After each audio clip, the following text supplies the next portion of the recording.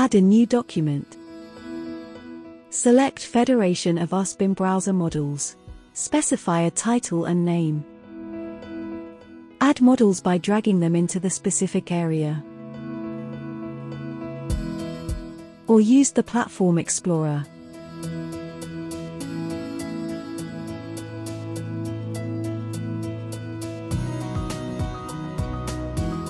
Update the federation.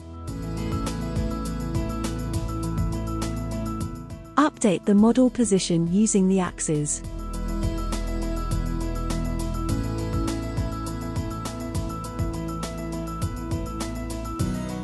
Or use the object grip.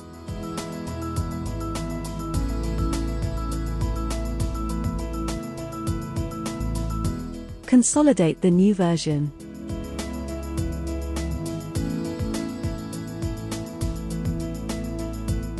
Federate different file formats including the point cloud file too.